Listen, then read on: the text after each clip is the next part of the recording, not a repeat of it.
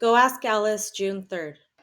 Mom and Dad said I did exactly as I should have last night, and they were sorry they had not been available to help me. But what could they have done besides call Jan's parents? Actually, it might have been even worse if they'd been there. Who knows? Gotta go. PM. Jan passed me in the hall today, and there was bitterness and hostility in her face like I have never seen before. "I'll get even with you, you fucking Miss Polly Pure," she said, and she practically screamed it out in front of everyone. I tried to explain, but she turned and walked away as though I didn't even exist.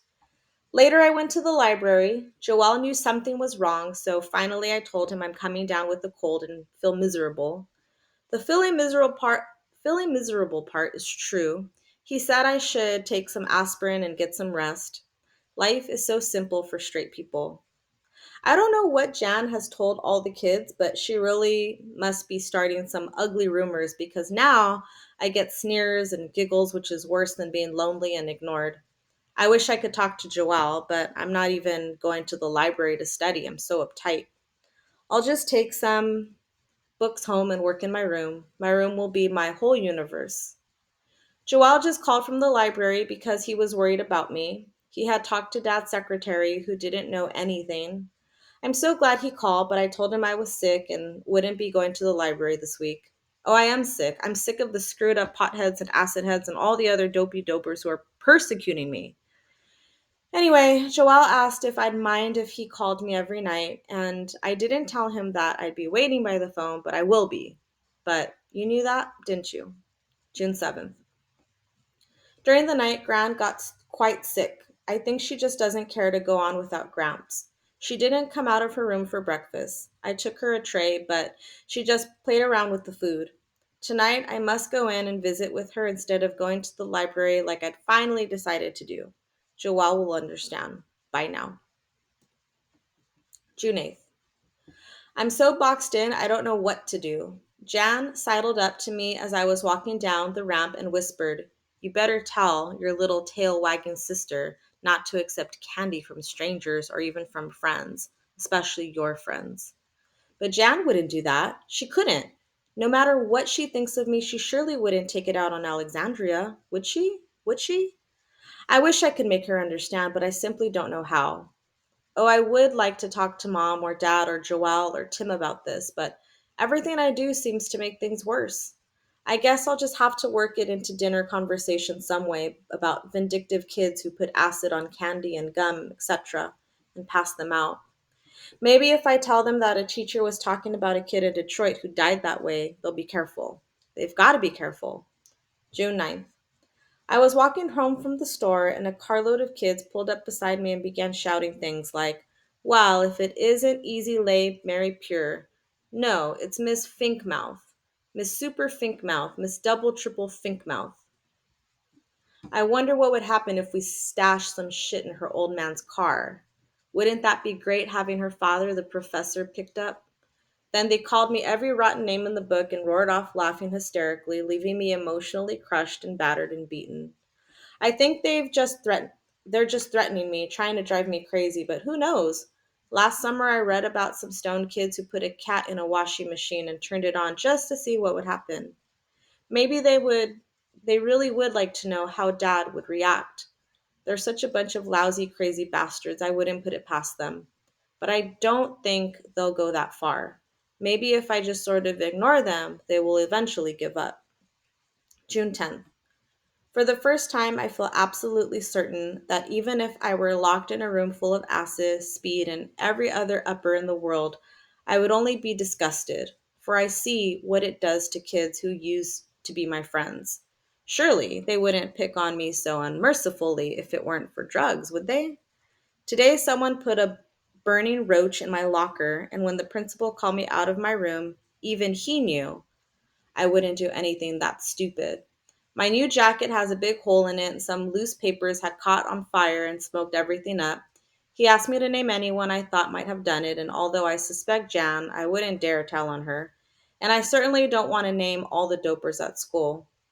I'd be a fine one to point fingers. Besides, they'd probably kill me. I'm really afraid. June 11th. I'm so grateful school will be out soon, and next year maybe I can go to school in Seattle and live with Aunt Jeannie and Uncle Arthur. I do wish Gran hadn't sold her house, but sick as she is, I guess I couldn't have lived there either. P.S. I went to the library at the university and Joelle and I sat out on the lawn for a while, but things just aren't the same. Every day, everything seems to get a little worse. I wish Joelle could have been Dad's son and that I might never have been born. June 12th. Tonight is the dance, but naturally I won't go. Even George, who used to take me out, now looks at me with disdain or passes me by without even seeing me. Apparently, the rumors are growing. I just can't even imagine what they are saying or how to stop them. I think the old grass gang is trying to drive me completely insane, and they are almost succeeding. Today, Mom and I were in the market and we met Marcy and her mom.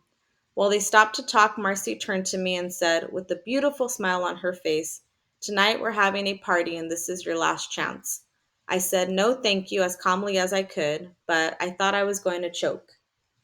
Her mother was standing about 2 inches away from her. Then she smiled just as sweetly and said, "You might as well come because we're going to get you anyway." Can you believe it? A 15-year-old girl from an educated, respected family couldn't be threatening another girl in public, not in the nice, precise vegetable department. I thought I was going to lose my mind, that right then and there my mind was going to fall out of the floor and dissolve.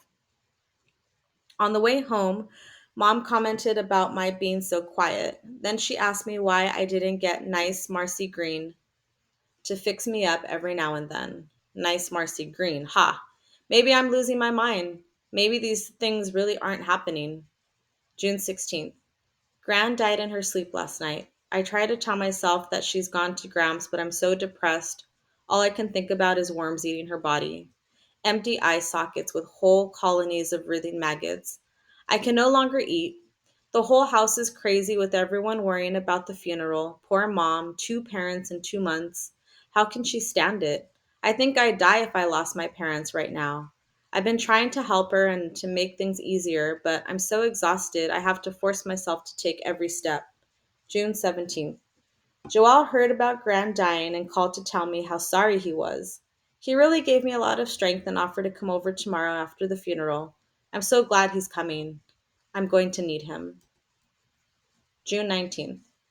I think the one thing that helped me hold on today was knowing that Joel would be waiting. Every time I wanted to cry, I kept thinking about him sitting in our living room, and it made things better. I wish Mom had had something to think about because she was really upset. I've never seen her in such bad shape. Dad tried his best, but I don't think he really reached her.